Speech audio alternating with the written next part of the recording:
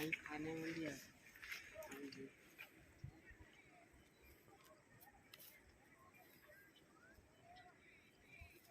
आता अंदर एवढा चारा लावला बहुत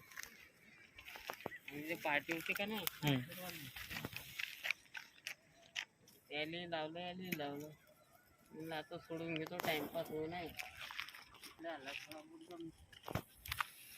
चल चल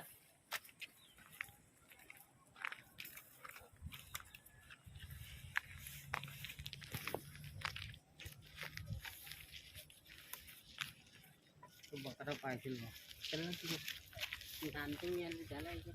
त्याला का